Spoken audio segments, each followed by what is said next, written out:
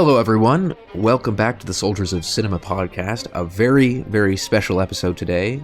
We are here for episode 100. Clark and I. Woohoo! Episode 100! And can you believe there's another thing, too? This is not a specific date, but that it's also coming up on our 6th year doing this, which is crazy. No! Okay, wait. So if we're at episode 100 and we've been doing it for 6 years, what's the math on that? So, like, what is that, 15 a year? Is that approximately, I close? think. Yeah, I guess. Yeah. Okay, so we're only averaging, we're like barely averaging over once a month. This is some low effort, guys, but yes, still. We're glad to have you here. And, I mean, how old would we have been when we started? I would have been 21, I guess. 21, 22. 12 years old. Oh, yeah. Okay. You were, yeah. You were, wait. You were 21 when we started? 22, I guess I would have been. Because, So 22. So you're almost 30? I'm 27. Don't tell me I'm almost 30. Oh my God. 30 is a long way away. So I'm going to be 50 in 4 months, Mm-hmm. 4.5 months, in April next year. I guess the date thing, when we release this. But in April of 2026, whenever that who knows when that will be as far as relation to when this is dropped, but I will be 50. I'm going to be, so it's not, I was 18 when we met. That's what's crazy, when we were on the Herzog Masterclass. on the 18. Herzog class. So. Wow. Oh Yeah. my God. Okay, so see, I wasn't that far off. Mm-hmm. 12, 18. That's not too far away.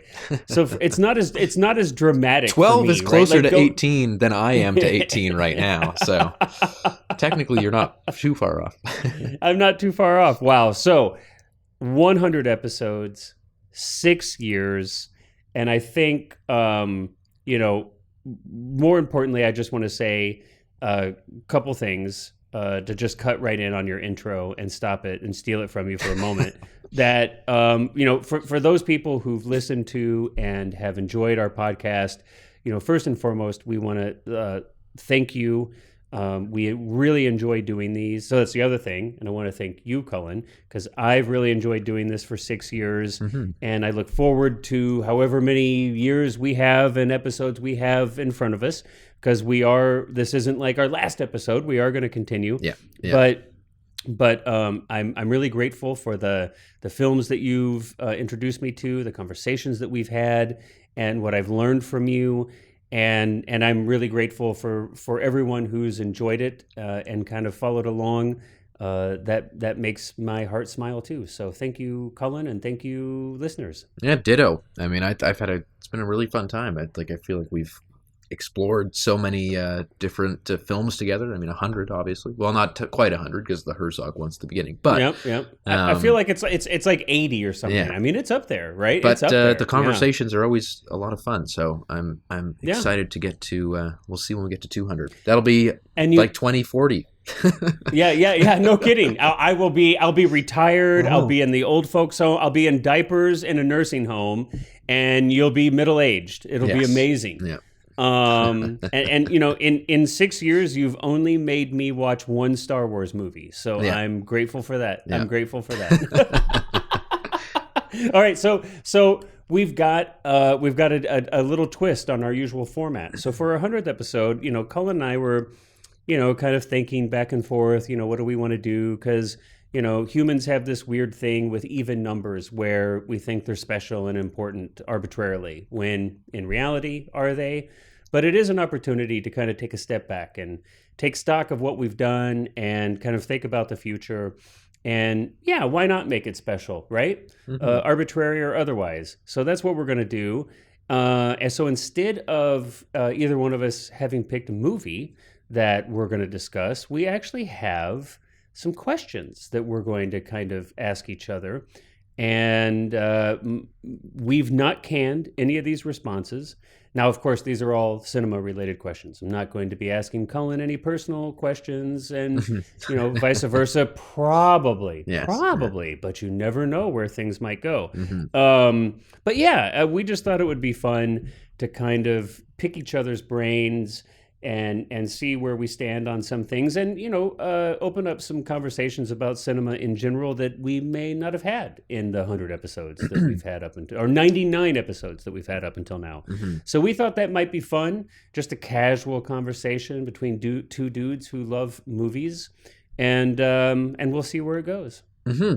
Yeah. Anything that you want? I feel like I stole your intro. No, by all means. I mean, I think it'll be fun. We'll see in some of these answers. We might be referencing our soul. Yeah, but we also might be referencing our previous episodes. It might be like what do they call those? Who's who? The when they do like an episode that's just a bunch of throwbacks and like the like replay episode or whatever. Yeah, oh god, and that was like always the worst. Like back in the days of like broadcast television, when it would be like, oh awesome, whatever. Like it's remember when we did this? Yeah. Oh, this is going to be great, and there would be like 30 seconds of new footage, and it would all just be like clips from old episodes, and you're like, gosh, this sucks. Yeah. We're not going to do actual clips though. We will not. we may reference old episodes, but I promise you I can't. Well, you know what? I can't promise, because who knows? Maybe it's a new century.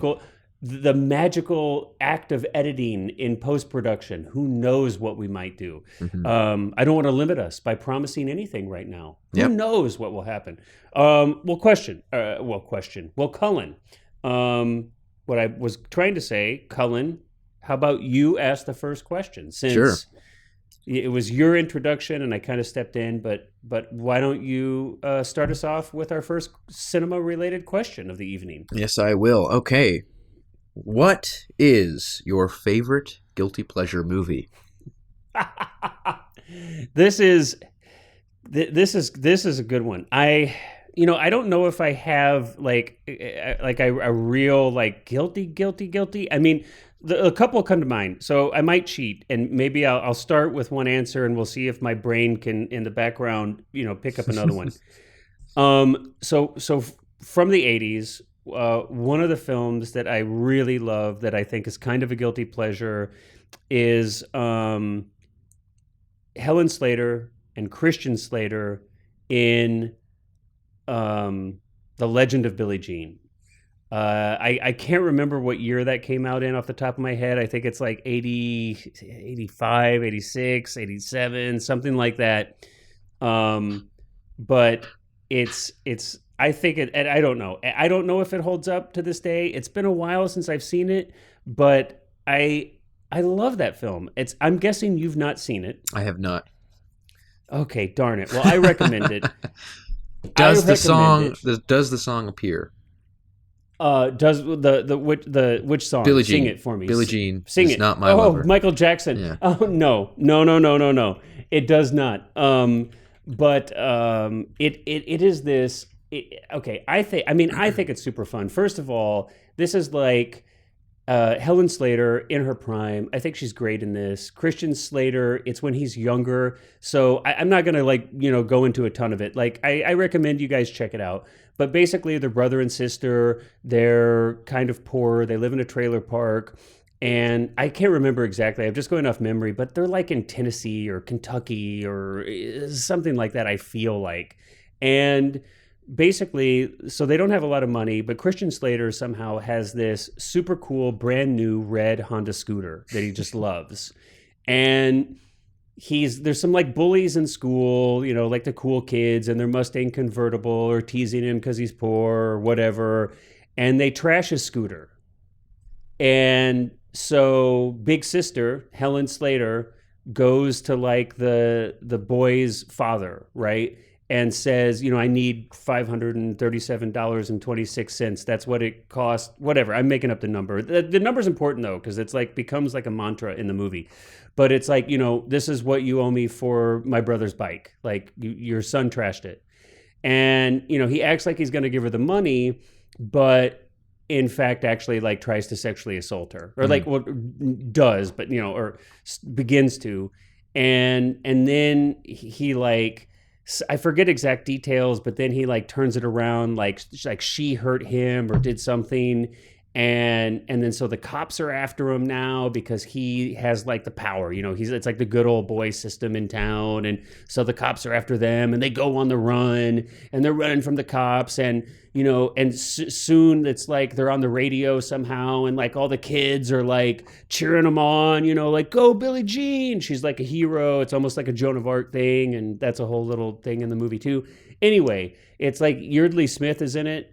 She's done so much voice work, of course, but she's in it. She plays a character called Putter, which is just like awesome. Peter Coyote is in it. Oh, E.T. There you go. Yeah. So that's a guilty pleasure for me.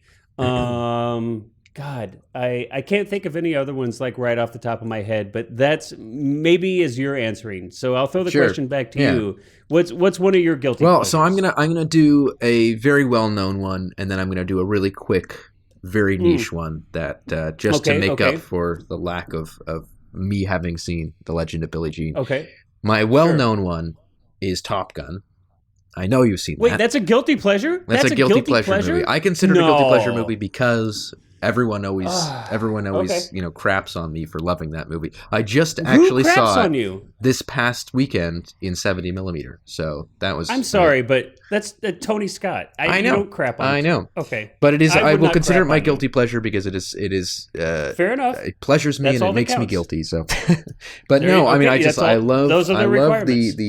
I love Top Gun. You and it makes you guilty. Wait, can I just pause for a moment? I don't think I've ever heard it. It pleasures me and it makes me feel guilty. Okay, all right, fair enough. Enough said. No, I love everything about that movie. I think that the cheese is great. It's like hilariously homoerotic. There's just everyone is acting with capital A. Tom Skerritt is just hilarious the way he delivers every line. He sounds like a character from South Park. And the soundtrack is fantastic.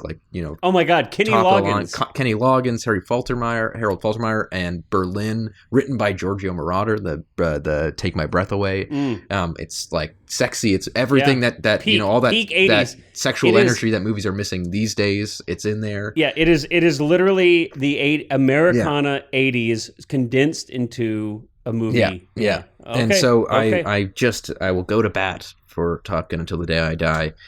My niche pick is a film. Perhaps this will be a more interesting one to discuss. It's a film called Bigfoot Monster Mystery. And it is a documentary, probably shot on maybe like $10 from the late 90s. Shot on 16 millimeter film, so it is, there's a beauty to it. But it is about this British filmmaker, this British documentary filmmaker who goes to the Pacific Northwest in the United States and just interviews all of these wacky people who are either like Bigfoot fanatics or people who actually go out into the woods searching for him. Are these real? They're real interviews? Yeah. One guy brings a drum kit out every weekend to the woods to like play drums, just serenade, and just hope that Bigfoot will come to see him. There's another guy named Trapper who is this kind of like very short man. He kind of looks like a gnome, and he lives in a trailer in the woods and described once being pummeled in the ground up to his neck by Bigfoot because he was in his territory. There's a German scientist who is always interviewed with a bunch of lit Bunsen burners behind him.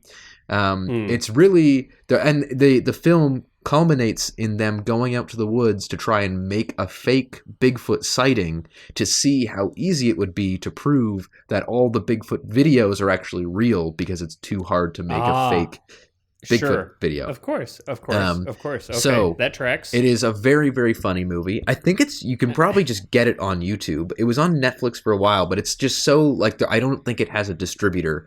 It's probably on Tubi if you couldn't find it, but I highly recommend it. It's like I think it's like 70 minutes. It's very, very funny. It's got an incredible cast of characters, but that is also one of my favorite guilty pleasure movies. I watch it a surprisingly frequent amount. Okay, so since you've done two, and we will move on to other questions, but I'm not gonna like do a whole synopsis of this one. to keep it simple. But I did think of another one. It is also from the 80s. Because I think like these are movies when I was a kid that I probably would not have like told my buddies, like my Boy Scout buddies or like guys at school, that I watched these movies and liked them. You know what I mean? Obviously, like as an adult, I think they're great fun films, and happy to share that. But that's my orientation to like guilty pleasure. I think it's like these were films when I was a kid. I would have been like, ooh, So there's another one from the 80s. This one's in 85. It's a teen comedy flick. And it's called Just One of the Guys. Have you ever heard of it? I've heard of it. I've never seen that, no. Yeah. And again, I'm not going to go into everything, but basically it's like, my recollection of it is that it's high school. She's like this student. She's like a senior or something, and she can't get on I know she's like a journalist, or she works for the school newspaper or something. And I can't remember, like she can't get a scholarship, or there's some reason like she has to pretend she's a boy. So she shaves her hair and she dresses like a guy. And now she has like access to something. I forget now exactly what it was, but something about how she can't.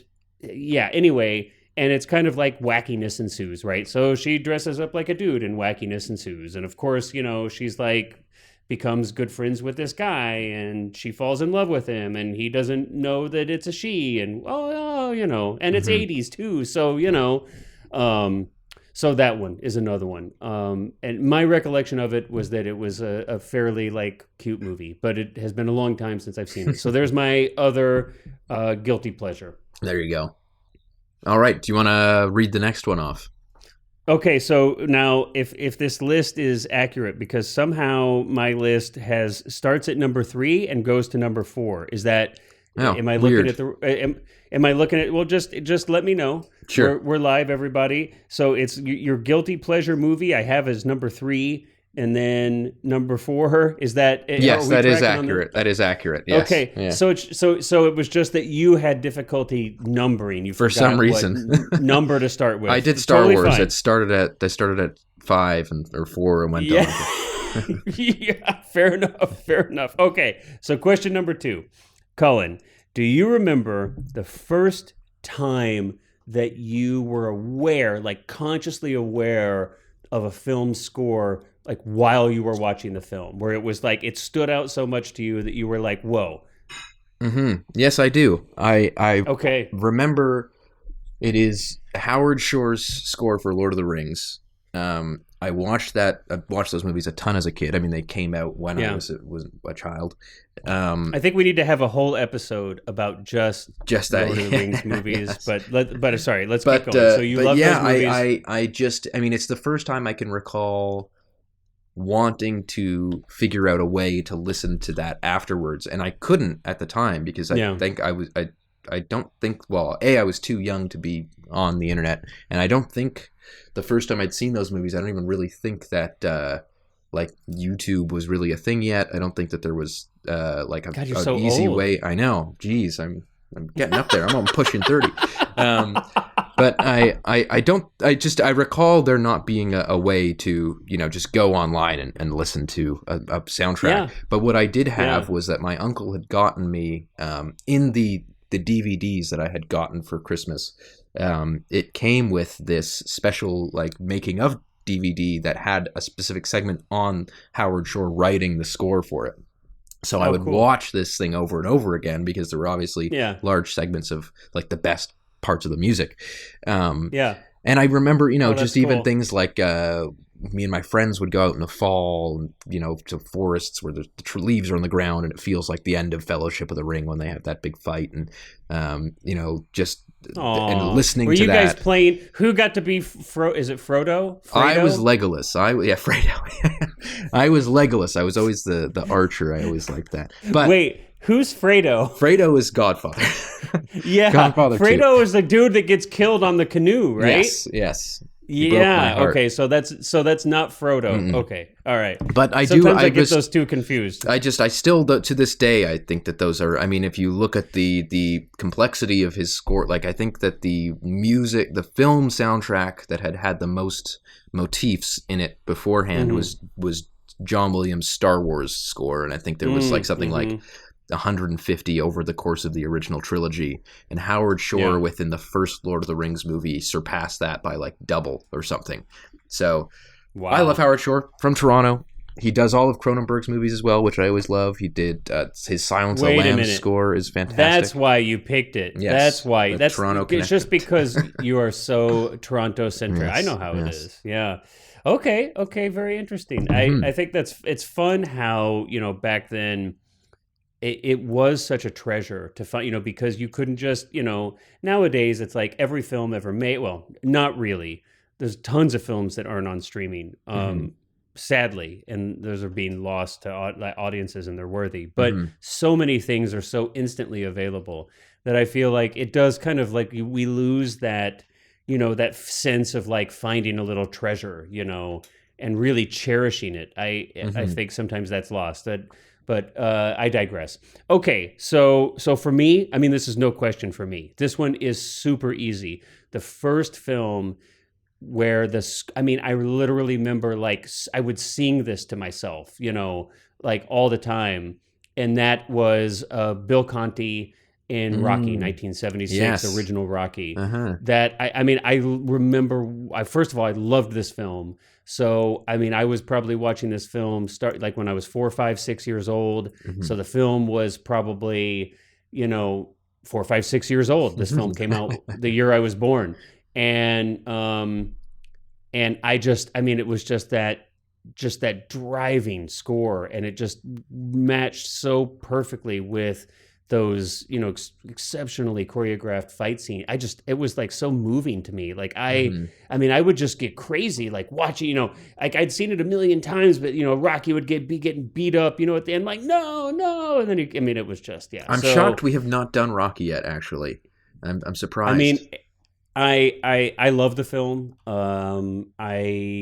I think it's one of those things where I'm always a little bit afraid to pick a film that is like so well known. Been done. Yes, yeah. It's so well known that a million people have talked about, and not to say that we haven't picked well-known films. We have, so it's not like this is a place we haven't gone to, but yeah, who knows? Maybe it's one we'll pick, but. And obviously, of course, and then when I got a little older, when I understood Sylvester Stallone and the story behind it, and, that was almost like a Rocky story in and of itself, right? Yeah. The story behind the making of Rocky and Sylvester Stallone and starting, really kicking off his career there. But yeah, the score to me is like so powerful. It stood out so much, and to that little 4, 5, 6-year-old, and it's remained such. I would say that's another one for me as well. I remember my dad was a huge fan of that movie, and my grandfather was a boxer, so it was like always one of my dad's favorites. Yeah, that's right. And I remember that. That score, definitely. I saw that movie as a very young kid as well, and that I'm so tempted to like sing it right now, but I remember I had my own boxing gloves and one of the punching bags and all that. Yeah. Oh, great heck score. Yeah. Great score. Yeah, man. I was like a shadow boxing fiend, man, in front of that old console TV, wooden console TV, sitting on the floor of the shag carpet in my parents' living room. Oh, heck yeah, man. You bet your butt. Okay, your turn. Okay, yeah. All right, question number 3. If you could ban one filmmaking trend, what would it be? Ooh, so controversial. Ooh. Wait, it's my question. It's you. Yes, yeah. Oh, man. Okay, so this... Okay. I don't know if this is a trend, because I feel like this has been happening for a really long time. So there's a couple trends that kind of come together. I guess, boy, there are a handful of things that I don't love, and I always want to try to think of something that's like unique and interesting and makes me sound smart, but I'm just going to go with my gut, which will not make me sound smart or anything. I think one of the biggest problems I have is, so in the larger scope of things, is the tell, don't show. I feel like more, and then so a lot of film, I feel like there's a lot of like telling and not showing in films. And then as I drill down into that, try to get more specific, I just see, and I think this really started to come into this creeped into filmmaking with this whole like peak TV, right? We started to get like Breaking Bad, Mad Men, Sopranos, these TV shows, and a lot of those TV shows were talking heads, where you would have a quick 2-shot, and then you would have like two people talking to each other, and it's just over the shoulder, over the shoulder, over the shoulder, over the shoulder, slightly closer, a little bit wider, and just back and forth, back and forth, back and forth. And really, these things could be plays, right? Like almost all of Mad Men you could do on a stage. You could have 1 or 2 sets, and you could do the whole episodes on a stage. Same with most of the shows, and that's fine. And TV has almost always been that way because TV has a much lower budget and it's shot really quick. And generally speaking, it was shown on a smaller screen. It's TV. But somehow, somewhere along the line, those shooting techniques really bled over into cinema. And I'm not going to like get into like all of hows and whys and what, because that's not the point of the question. So I think that is really one of the trends that I despise a lot is a lot of like telling instead of showing. So in other words, like instead of action, we have exposition, we have characters talking and telling us what's happened dialogue, and what's going to happen. And then it's just a ton of, I mean, you're lucky if you get a 2-shot that lasts like 2 seconds. And then it's just over the shoulder, over the shoulder, over the shoulder, over the shoulder. And it's like, this is television. And maybe it's because like everybody is watching movies on Netflix on their TVs nowadays anyway. So who cares? Yeah. But I don't know. I don't know. It's just, we've all been kind of trained to recognize this now as cinema. Yeah. So I think that's a trend that I like the least, and I wish didn't exist. Yeah, no, I think that's just before I'll just comment real quick that I think that's a very one that's dear to my heart as well. I think that the wires got crossed somewhere in the mid-2010s between prestige TV being inspired by cinema, and now suddenly prestige TV inspiring cinema. And I think you're totally right in the sense that it is definitely a symptom of just like the streamification of everything, where everything is made for streaming. And so, a movie is now just a shot like a TV show. Definitely one that I wish would die.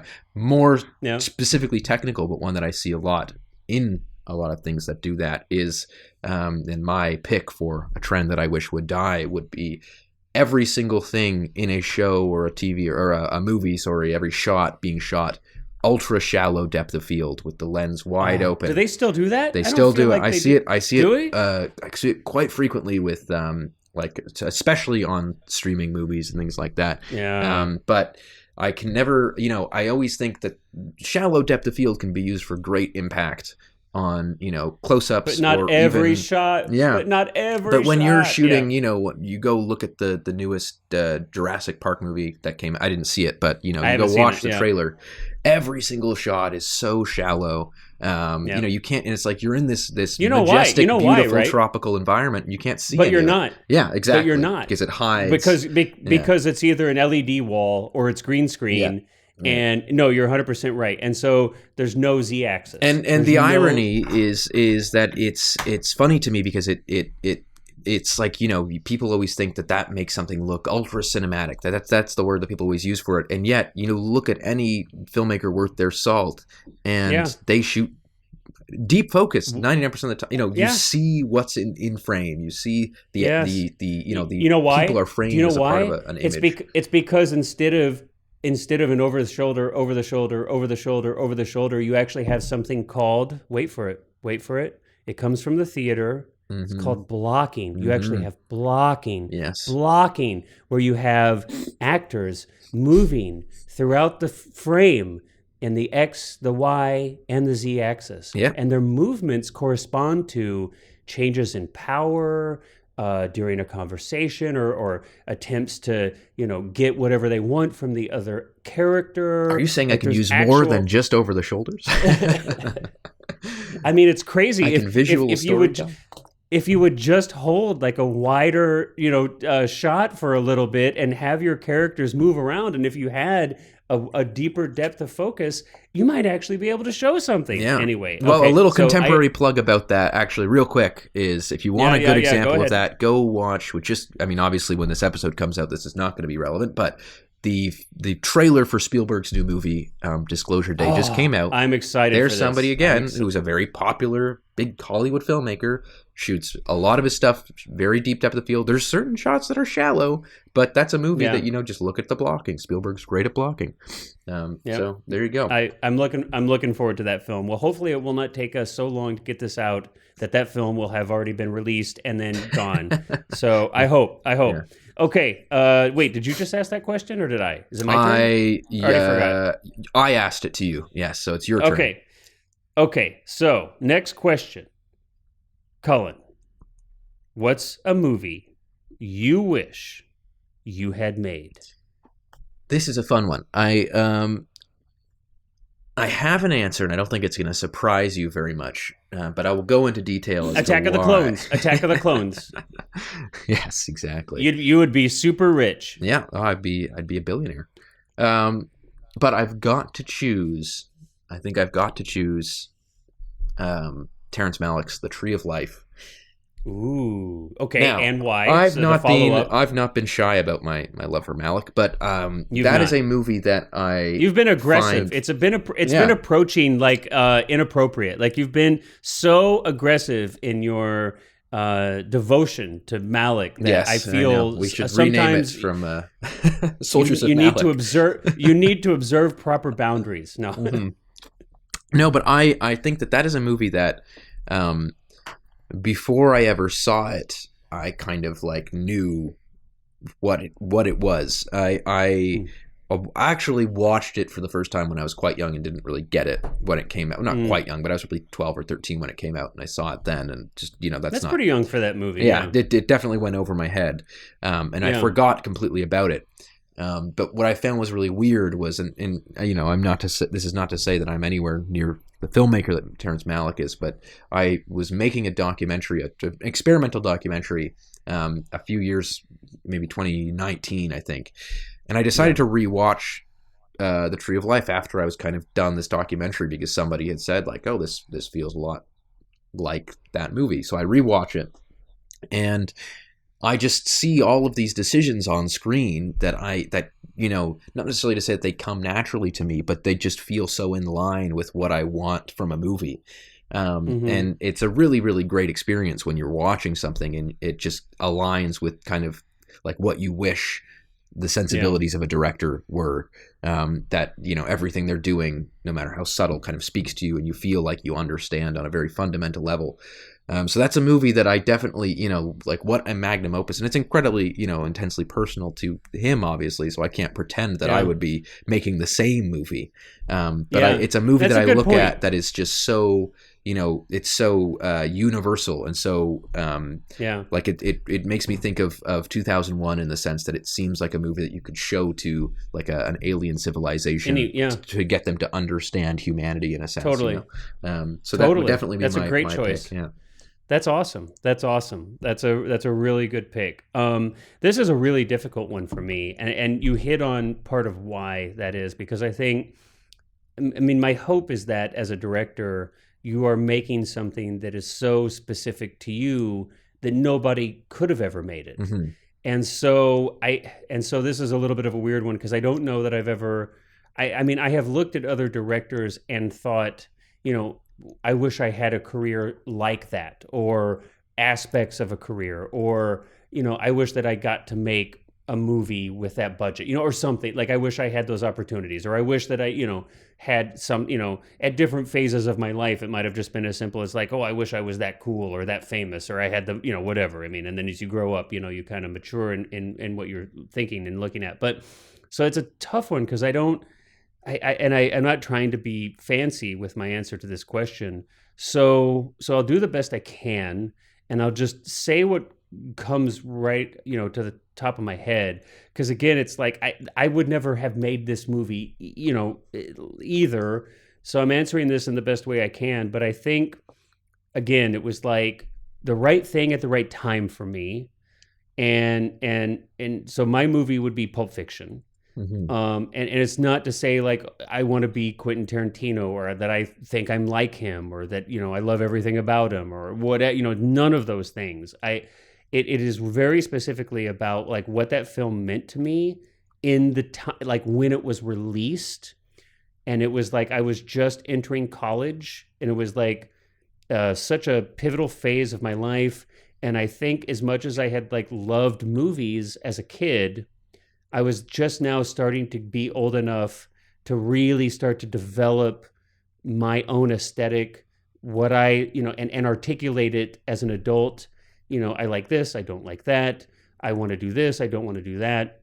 And just the energy I felt from watching that film in the cinema, in the theater, the first time, and how much I was just like, okay, I loved movies before this, but oh my God, like I 100% want to do this. This is like whoever made this, like pressed a button somewhere in me with that film that was like, it felt like such a direct connection from director to audience with that film for me, where I was like, I had never seen or heard characters like this before.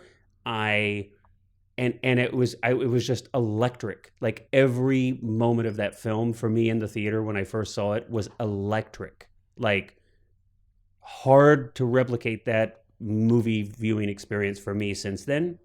So not that I would make a film that would be the film that I would make, but God, I would love to make a film. Like if I had every wish, if I had a genie that gave me just one wish, of course it would be world peace and end world hunger. Yes, of course. But then if I had any wishes left over, to make a film that would touch as many people, like that would do that to people, that it would like click on that level for other people. That's what I wish I could do. So it would be a totally different film, but the impact that had on me is what I would love to recreate for somebody else. Does that make sense? No, absolutely. Yeah. That's exactly what I see this question as, is like, what's a film that just impacted you so greatly in such a, what felt like like it almost feels like the filmmaker's talking to you. Like that. Like it was made for you, which actually I think was one of our questions, like which film, and so we can just kind of combine that. But it was like, which film do you feel like was made for you? Yeah. And it's so crazy because it's not like, at that time I had lived my entire life in Missouri. I'd never even been to LA or the West Coast. I obviously didn't know any people like Jules or Vincent or any like none of this was like in my world of like what I should know, but something about the way that story was constructed and told was just like, yes, this is what I want. This, yes. So yeah. All right, you're up. Wait, seriously? I didn't ask that one? You asked that one. Yes. Yeah. Wait, but you answered it first. Yeah, you answered it first, young man. Don't try to. Right. No, you're right. Your turn. Your turn. You're completely right. Okay. What is a movie that you wish you could watch again for the first time?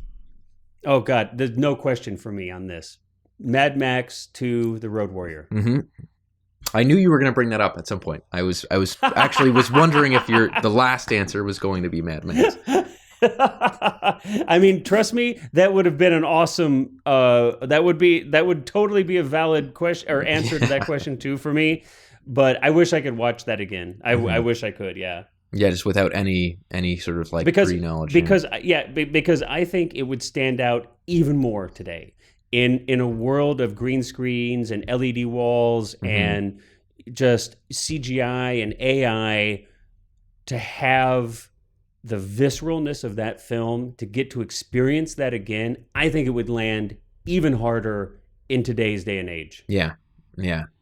I mean, for me, I'm trying to like rack my head around this and like see, okay, like why would I want to watch something for the first time again? What's the impact? Like, so I think about something like, how like Titanic, it would be amazing because that movie I consider like the best special effects movie of all time, the perfect combination of so many different aspects. Hear me out. That's not my answer. What about this?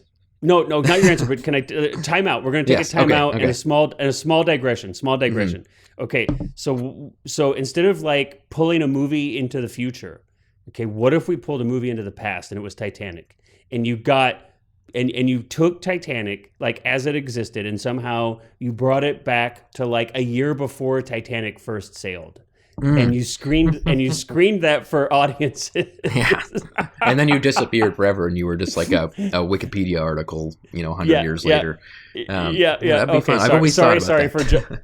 Sorry for jumping in there. Okay, what were you gonna say? But no, I just for the Titanic popped into my head because I was thinking, what a just a spectacle that movie was when it came out, and just nothing else would have been like it at the time.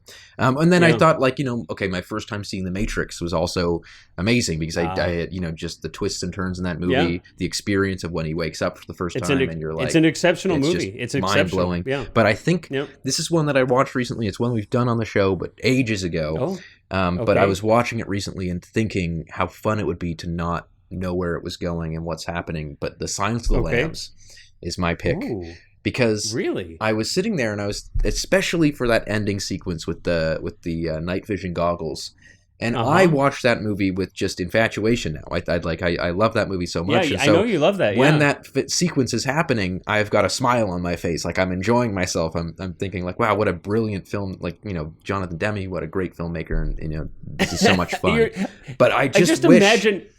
I wish so much that I could go back and be terrified during that sequence, and just be like, because that movie doesn't scare me anymore just because I've seen it so many times. Fair. I love everything about it. Because now it's like, it's like the nostalgia, it's the filmmaking technique. You're like appreciating like all these different levels, but you're right. It's like you can't be scared again. Like you've seen it so many times. So I would love to see that movie, and just even like the twist when Lecter escapes and all of that. Just what an experience to see for the first time. I can imagine walking out of the theater and just to hear the line about the lotion in the basket for the first time. I mean, the very first time. Like, oh God, exactly. Good choice, man. Good choice. That is a good choice. Now it's actually your turn. Now it's actually my time. Okay, now I think this one's going to be fun. Yeah. And I want to preface. This one. Have fun with this. Don't hold back. It's, there's no wrong answer, and I cannot be offended. Ditto. So I'm not saying that you're going to try to offend me, but I'm just saying that have fun with it, but also be honest. Don't go out of your way to manufacture something ridiculous. Okay. Of course, yeah. So with all that having been said, so the next question is, sum up what you think my taste in films are in one or two sentences. Okay, I'm gonna have fun with this in terms of I'm gonna describe your perfect movie. So it's made in the 80s, set contemporarily in the 80s. It's about a young adult, maybe late teens, early 20s, who is a outcast from society, who is struggling with maybe addiction or their personal life. It's a coming-of-age movie, but it's done in a sense that it's not a coming-of-age movie in a cheesy way. It's a coming-of-age movie in a very real and raw way about what it's like to go from, being a young man to an adult, the brink or the brunt of responsibility. Yeah. And maybe it's a musical too. And maybe it's a musical too. Maybe there's a bit of a musical number in there. Wow. No, that okay. And it's fair. The soundtrack is Tangerine Dream. Okay, you nailed it. I mean, if there's anything I can say, that it is that you have been paying attention to my choices in films. That you nailed it. I really appreciate that. I have to say that every single aspect that you pointed out there is correct. That is 100% correct. If I put in AI prompts, like if we made that, right, if there was like, and I don't ever want this to be a thing, but it's probably going to be a thing. But, if we put in like all those prompts, like make me an hour and a half long movie, and you put all those things in, it would probably, it'd be a horrible movie because it would be AI. But yes. No, you nailed it. I'm not even going to be able to come close to competing with how well you answered that question. I believe in you.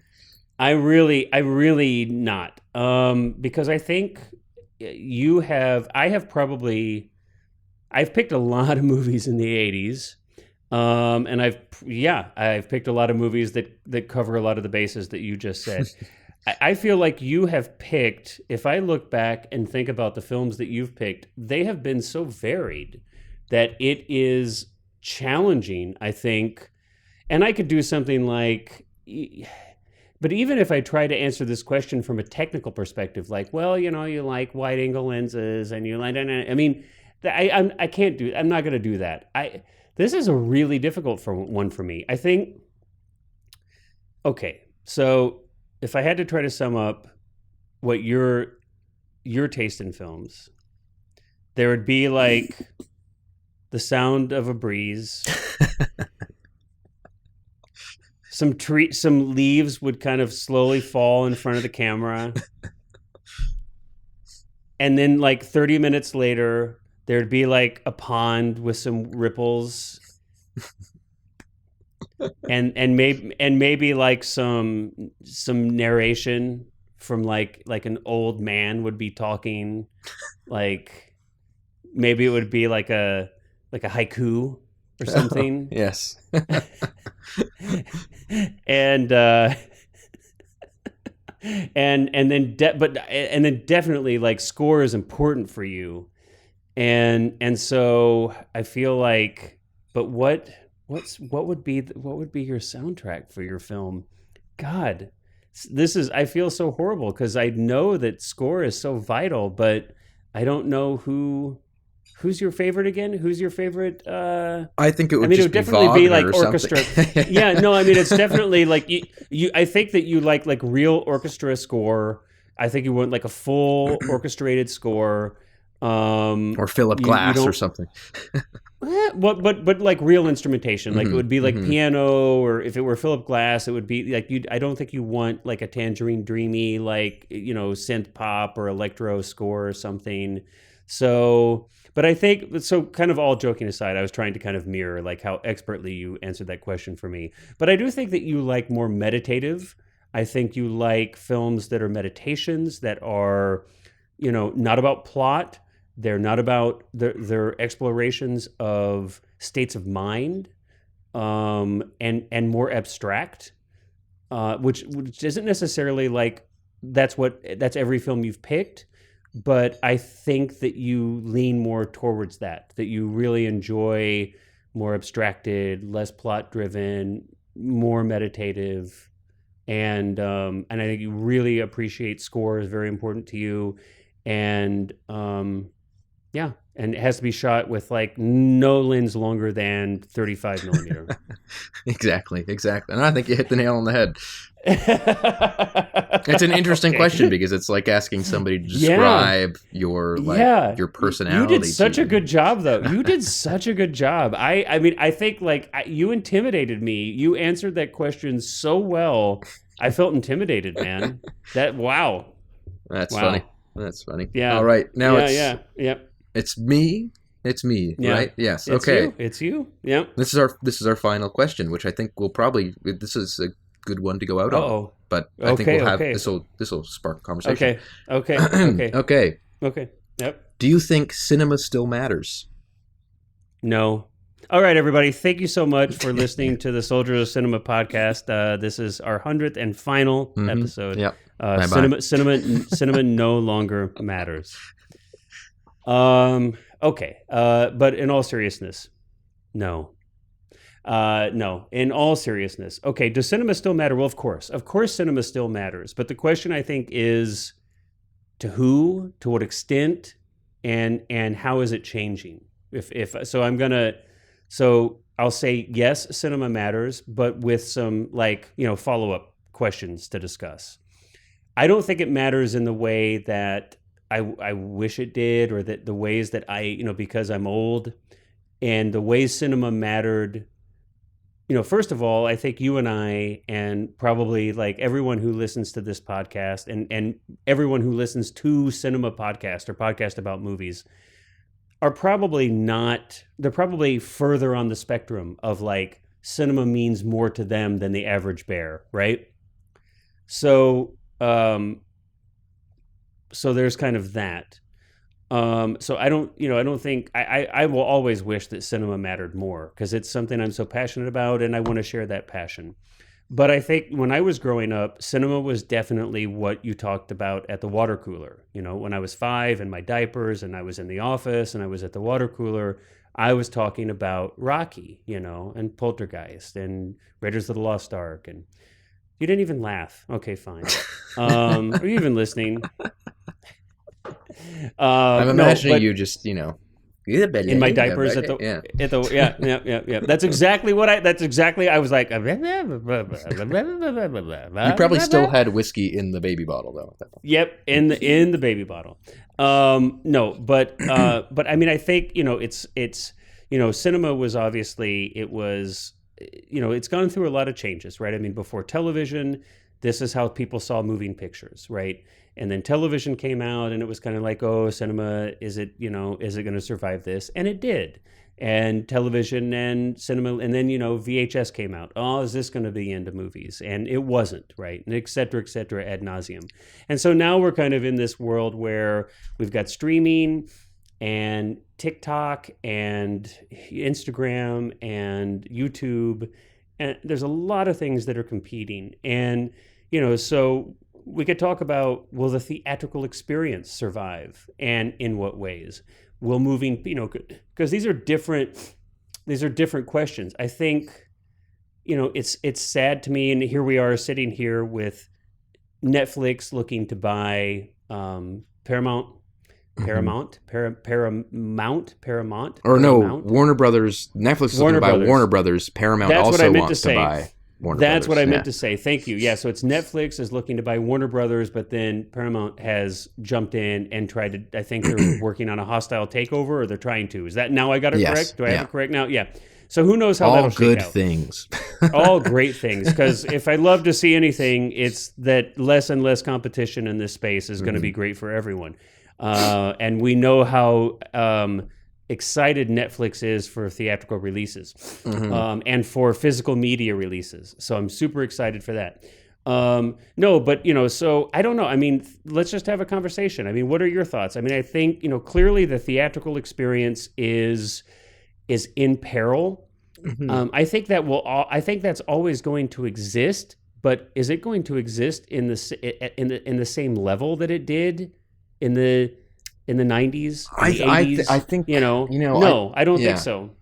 I think what's happening in my eyes too is just that it's you look back 10 years ago even, and cinema was arguably, like, at that point and before that, the kind of like the dominant pop culture thing. You know? And it's certainly just, through almost all of my life, it was and dominant it's just pop not culture anymore. Yep. It's just not.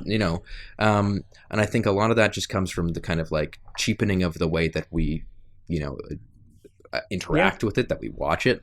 But I think a big part of that too is just that everybody's got their phones. It's the two screen phenomenon where you're watching it on TV, but it's kind of background. You're on your phone. You're getting up. You're getting something to eat. You're checking your email. You're doing whatever the hell. I'm old. I said checking email. It's I think really, too.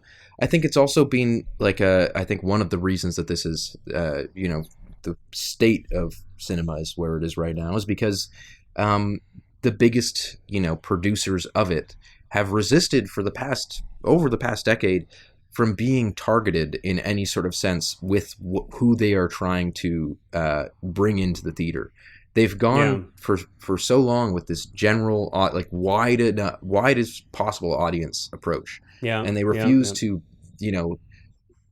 narrow that at all at the risk of losing out on a few ticket sales that way. When they don't realize that if you were to target specific things, you would have those people, that group of people coming in much more. With much more dedication. And so I think that that's a big part of it. I think it's just that the studios are being run, they've always been businesses, but they're being run like marketing or finance, businesses now that are just making a general product. And whereas there was a level of artfulness, just churning out content. But for the question, do I think cinema is important? I think absolutely. And I think that there is the question was, does it still matter? Or does it still matter? Matter? That's the question. I think that there is a silver lining to all of this, which is that something that I've seen in Toronto especially, but I know is happening elsewhere, is this emergence on a sort of large scale of this do-it-yourself DIY cinema. And people who are making these really low-budget movies that are being picked up by distributors that have the reach to put them in theaters. Yeah. and have the reach to get Blu-ray releases for them, to get people actually watching these movies that were made for pennies. And Yeah. that's been, some of my friends have had this experience where they've literally gone on road shows around Yeah. the world to show movies that they shot on little digicams in a quarry somewhere. Um, Yeah. and I think that that's been something that is kind of, again, the silver lining of all this, that maybe the system is shifting away from being this big business, big studio system to perhaps more in line with a lot of other art forms where it's more just, it's independent. Like that's the core of it, is this, this because there is a level to which people always said in the 90s and early 2000s that there was a democratization of cinema, that you could make a Mm-hmm. movie now. You could buy a camera for cheap and go do anything. Yeah. But I think the system never changed. The ability to make a movie changed, but the system to distribute it never changed. And I think that that system is finally, at Well, no behest of its own, I think it's being forced to change, but I think it is finally kind of yeah. getting to a point where that is shifting, that democratization So is kind of completing. so your answer is yes. Cinema matters, and it will live on. That's what you're. Just perhaps Yeah. not in the format that it Yeah. is been dominant. Well, I think that's an interesting point, and I hope you're right. I think the pendulum swings, and for quite a few years now, we've had the Marvel type movie. They're made clearly to transcend country and language, to work worldwide, and like you said, to hit as large an audience as possible. And the model has certainly been, instead of releasing a large number of smaller films, and like you said, kind of, okay, we want to hit the horror, the adult drama, the thriller, the teen comedy, the romantic comedy. Instead of trying to hit all these niches, all these different audiences, and make smaller films, but really target them to those audiences. It's like, we want to make fewer films. We're going to throw everything we've got at it. These are $500 million movies budget wise, and we're hoping they bring in $2 billion. So that's been the business model. Now, obviously, there's lots of other things going on in cinema than just that, but that's been a big part of it. And so it sounds like what you're telling me is that you're seeing micro budget films that are very niche, but they're finding, relative to their cost, and relative to that, they're finding ways to find an audience and to be financially successful. I really hope that's the case. I would love to see that. And I think it's possible. I think, look, fundamentally, humans have an insatiable desire for story. And I don't think that people are going to start all of a sudden reading long form fiction literature more anytime soon. Sadly, I wish they would. Yes, yeah. But I don't think they are. To Herzog's dismay. Yeah, and mine. Yeah.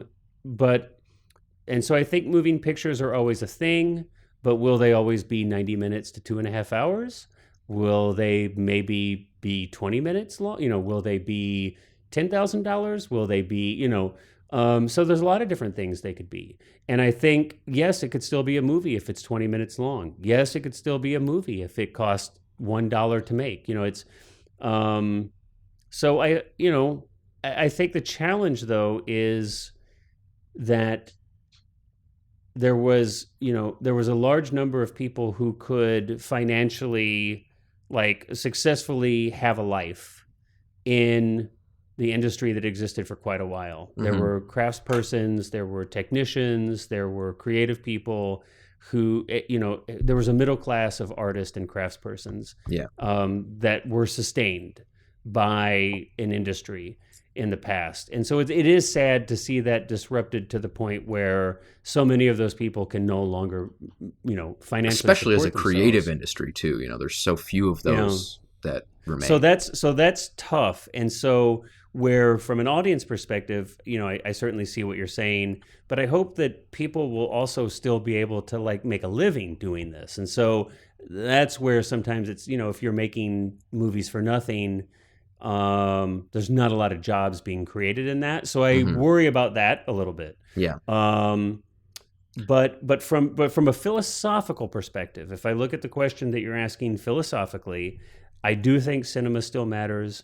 I think cinema is still a powerful medium, and I still think there are innovations to be had, both in technology and in storytelling technique. I think the grammar of cinema will continue to evolve. And it might look something very different by the time I die than it did when I was born. Mm-hmm. But I think cinema will survive. And I think there's just something, I almost imagine, cinema, you know, I almost imagine that, I spent the past 3 weeks in Europe and I visited several cathedrals, and it always reminds me when I'm in some of these older cathedrals and there's so much stained glass and I see the glass pour through these stained glass vignettes that are telling stories. And I almost imagine them as being kind of, a prototypical film strip almost, Yeah. that you've got light shooting through these panes and they're telling stories. Mm-hmm. And whether it's that or it's the cave paintings behind the flicker of a fire, that's kind of mimicking a movement with the dancing of shadows on the stone wall. I think if we can be a little poetic and take a little poetic license, and we can almost like categorize those things as a type of cinema as well, almost, I think it'll be with us for a long, long, long time. Mm-hmm. And I just want to add one real quick thing too about, because I think they're kind of intrinsically connected, but about like the specific theater experience and theatrical, experiences. Yeah. And I think that also, call me an optimist, but I think that that's also going to survive. Multiplexes may be, in trouble, but I think that like a movie house, and again, this is anecdotal, but I hear this all the time from people all over the world, which is that like the independent theaters that are in cities right now are doing really, really well. Every time I go to one, it's packed, and I That's see awesome. them filling up constantly, showing everything from like niche art house stuff to reruns of Gremlins or something like that. Yep. And even just like last a few months ago, I had a premiere for my own film, and I showed 3 friends short films in front of the my premiere, and it was a really lovely experience. It was a really great time, and I think people understand the value of not only the technical value of just a place that is designed to show these things with perfect sound and perfect image, but the fact that these are meant to be enjoyed as a community. And I think that people are sort of turning around on this idea of ultra convenience from the couch, and that everything should come to you. Just you shouldn't have to leave the house, because especially after 2 years where we couldn't leave the house. I think people have come to the point where they realize that there is value in going out. Maybe it's not a big business model. Maybe it's not something that the studios are going to be the leaders on, and maybe it's something that the multiplexes are going to struggle with. But if you build it, they will come. That's my thing. I don't think that there is a fundamental shift in humanity that suddenly made them disinterested in films. I think it has been the model of the industry that has just needed to change for a long time. I think you made a very good point about the fact that there were craftsmen and all these people who were employed in specifically a creative industry, that had good paying jobs, benefits, unionized jobs, that were able to make livings in a creative field. That's the tragedy of all of it. But I think that also, to get even broader, I think that goes to a conversation about, how we organize society. I know Ireland had a pilot project for artists that you would get a certain amount of money per month, and it was so successful, both economically and culturally, that they extended indefinitely. So now if you're an artist in Ireland and you're a citizen there, you can make money from just doing art. You'll get essentially what is a sort of basic income. I think that that's going to be what people see shifting towards. I was just in Ireland, and no matter where you are in Ireland, you could be at an airport, you could be at a fancy bar, a crappy restaurant, you could be at a toll booth, on the side of the highway, and no matter where you are, you can always get a perfully poured Guinness. Mm-hmm. Yes. That's sorry. That's just one more thing about Ireland. I think those two things are but no, I do think that we're going to see, and I think people think of that as like crazy and far off and outlandish, but not too long ago, that was kind of a standard thing. Here in Toronto, even there used to be artists' housing, that was subsidized housing for people in the arts that was done away with, unfortunately. And I think we've seen the cultural impact of doing away with things like that. But it's not that hard to bring those things back and to actually support a thriving and healthy arts environment. And I think that's why cinema will always matter, because it is something that matters to a ton of people, regardless of what some people say. Well, we are storytelling machines. And we are soldiers of cinema. So there you go. On that note, Cullen, it's been a pleasure. And it's been fun. And I look forward to the next 100. Mm-hmm. Yes. So I can't remember whose choice it is for film, but we're going to soldier on with our next episode. And whoever's turn it is to pick a film, we'll pick one. Mm-hmm. But until then, everybody, thank you so much for going on this journey with us. I hope this has been fun. I hope it's been an interesting listen. And until next time, we'll catch you on the flip side. Yes, bye-bye.